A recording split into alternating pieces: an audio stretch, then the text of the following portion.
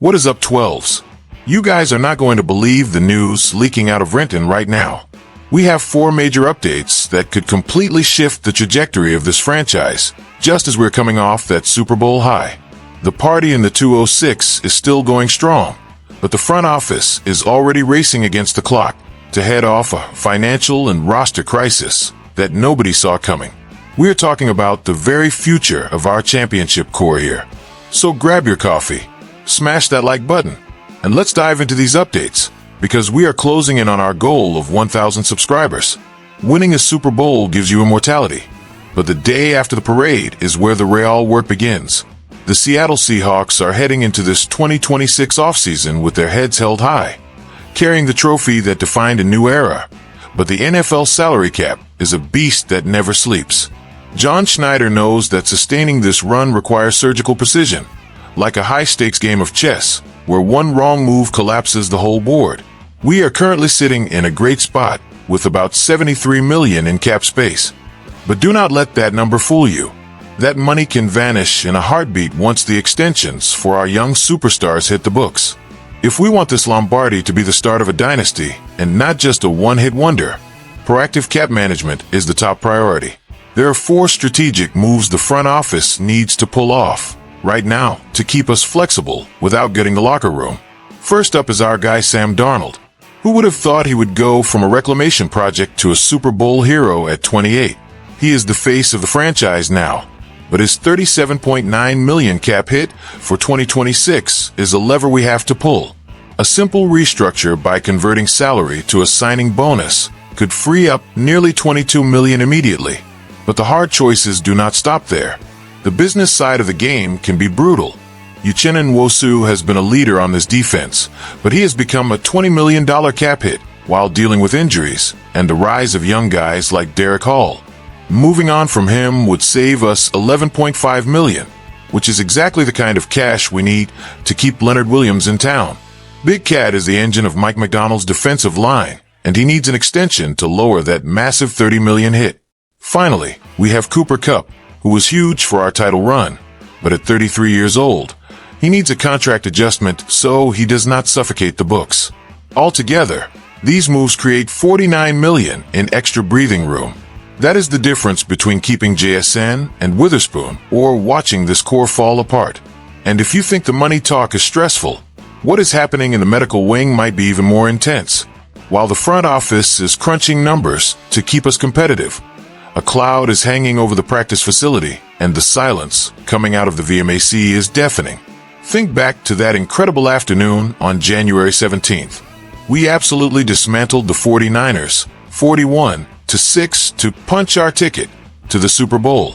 It was easily one of the most perfect games in Seahawks history, but the football gods demanded a heavy price, and we are just now realizing the full extent of the damage.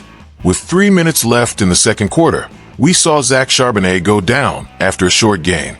In the heat of the moment, with the adrenaline of a playoff win, we all hoped it was just a minor tweak. But the news that hit Mike Macdonald's desk a few days later was a total gut punch. It was a torn ACL. Charbonnet was the thunder to our lightning all year, but he had to watch the greatest moment in franchise history from a wheelchair on the sidelines. He recently broke his silence by posting a photo from a hospital bed after surgery. The fallout for the 2026 season is massive. Experts suggest a realistic recovery for a power back like Zach takes at least 9 months. That means even in a best-case scenario, we might not see him back until week 12 in late November. Let's be real among friends here. For a runner who relies on that explosive burst and violent cuts, he is probably not going to be himself until December. If he contributes at all this year, the timing is just cruel, because 2026 was supposed to be his contract year to prove his worth.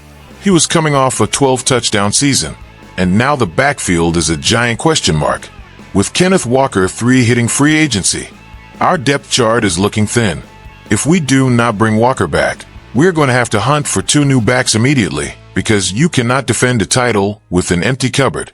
But if the running back situation has you worried, the drama in our secondary is going to keep you up at night.